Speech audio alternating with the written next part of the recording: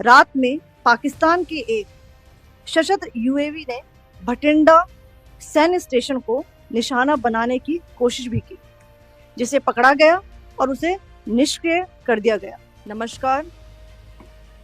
8 से 9 मई 2025 की मध्य रात्रि को पाकिस्तानी सेना ने सैन्य बुनियादी ढांचे को निशाना बनाने के इरादे से पूरी पश्चिमी सेना पर भारतीय वायु क्षेत्र का कई बार उल्लंघन किया।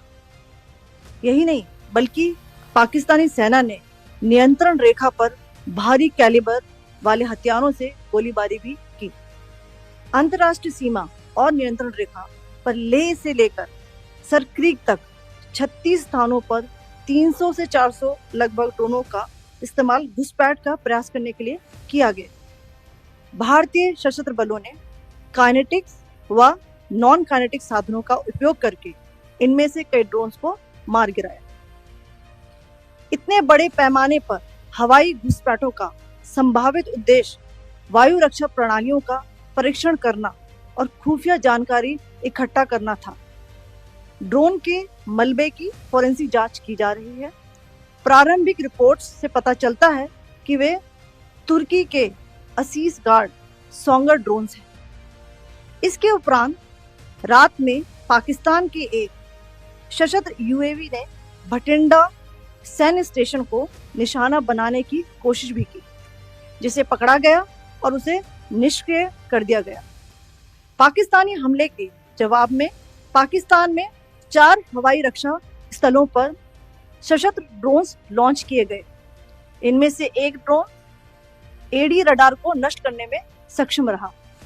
पाकिस्तान ने जम्मू कश्मीर के तंगधार, उरी, पुंछ, मेंढर, राजौरी, अखनूर और उधमपुर में भारी कैलिबर आर्टिलरी गन और सशस्त्र ड्रोन्स का उपयोग करके नियंत्रण रेखा के पार गोलीबारी भी की, जिसके परिणाम स्वरूप भारतीय सेना के कुछ जवान हताहत हुए और घायल हुए।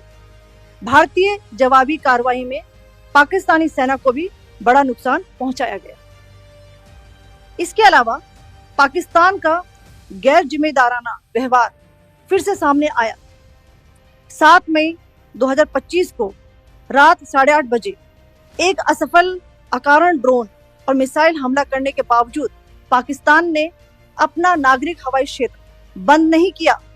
पाकिस्तान अपने नागरिक विमानों को ढाल के रूप में इस्तेमाल कर रहा है, जबकि उसे अच्छी तरह से पता है कि भारत पर उसके हमले से हवाई रक्षा की तीव्र प्रतिक्रिया होगी। यह भारत और पाकिस्तान के बीच अंतर्राष्ट्रीय सीमा के पास उड़ान भरने वाले अंतर्राष्ट्रीय उड़ानों सहित नागरिक विमानों के लिए सुरक्षित नहीं है। यहाँ स्क्रीन शॉट में पंजाब सेक्टर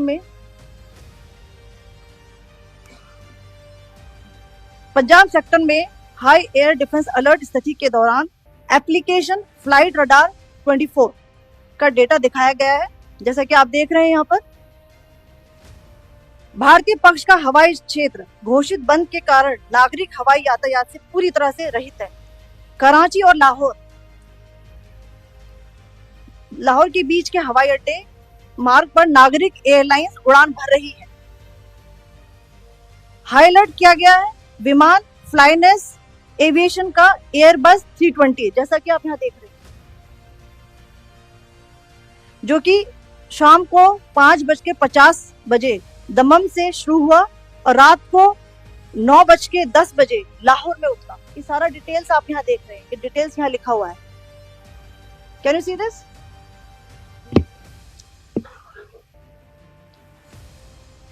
भारतीय वायुसेना ने अपनी प्रतिक्रिया में काफी संयम दिखाया और इस प्रकार अंतरराष्ट्रीय नागरिक विमान सेवा की सुरक्षा सुनिश्चित की। धन्यवाद। जय हिंद। कल रात की पाकिस्तानी सेना की कायरतापूर्ण गतिविधियों से आपको कर्नल कुरैशी और विंग कमांडर सिंह ने पहले ही अवगत करा दिया है। These provocative and escalatory actions that were taken by Pakistan last night were targeted at Indian cities and civilian infrastructure, in addition to some military targets. The Indian Armed Forces responded proportionately, adequately and responsibly. ये जो हमले हुए कल रात को भारतीय सैन्य इकाइयों ने पर्याप्त रूप से और एक जिम्मेदाराना रुख अपनाते हुए इन हरकतों का उत्तर दिया. What I want to underline is that the official and blatantly farcical denial of these attacks that Pakistan carried out by the Pakistani state machinery is yet another example of their duplicity and the new depths that they are plumbing in their quest for disinformation.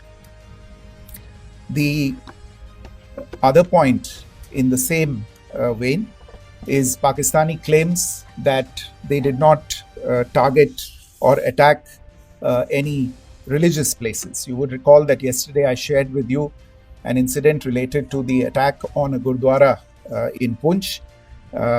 Instead of owning up to these attacks, Pakistan made the preposterous and outrageous claim that it was the Indian Armed Forces and the Indian Air Force that was targeting cities like Amritsar and trying to put the blame on Pakistan. This is nothing but a desperate attempt by Pakistan to disown its acts of aggression, but it is also true to type in its effort to deceive and mislead the world. It will not succeed. The Gurdwara in Poonch in particular was attacked by Pakistan, and some local members of the Sikh community, including a Ragi of the Gurdwara, lost their lives in this incident, as I shared yesterday. TV पर आप इस हमले के चित्र देख सकते हैं. In addition, that we would attack our own cities is the kind of deranged fantasy that only the Pakistani state can come up with. Perhaps they do it because they are well versed in such action, as their history would show. The last point I wanted to make this evening is again this disinformation that is coming from Pakistan about India targeting the Nankana Sahib Gurdwara through a drone attack. This is again yet another blatant lie and part of Pakistan's disinformation campaign. As we saw in the Pahalgam attack, Pakistan is again trying desperately to impart a communal hue to the situation with an intention to create discord. Again, we are not surprised. India's steadfast unity in itself is a challenge to Pakistan. Let me stop there. I have time only for a few questions. Sir, Pranay Upadhyay Amar Ujala से. Sir, कल आपने इसी podium से पाकिस्तान के IMF bailout को लेकर और Indus water treaty को लेकर जो टिप्पणी की थी, उसकी पाकिस्तान में काफी तीखी प्रतिक्रिया भी आई, और उसके बाद हमने देखा कि पाकिस्तान की तरफ से किस तरीके से लेह से लेकर भुज तक पूरी बॉर्डर के ऊपर जो इन्वेजन था वो किया गया. मौजूदा सिचुएशन के अंदर पाकिस्तान के बेलआउट पैकेज को लेकर और पाकिस्तान के अटेम्प्ट्स को लेकर आपका क्या असेसमेंट है? और दूसरा ये भी जानना चाहेंगे कि पाकिस्तान की तरफ से ये जो अटेम्प्ट किया गया था उसका भारत ने अभी तक उस तरीके का कोई जवाब नहीं दिया गया है, तो क्या भारत इसका जवाब देगा जो कार्रवाई हुई है बीते 24 घंटों में? देखिए प्रणय, जहाँ तक इंडस वाटर्स ट्रीटी का सवाल है, मैंने कल विस्तार से उसके बारे में इसकी चर्चा की है.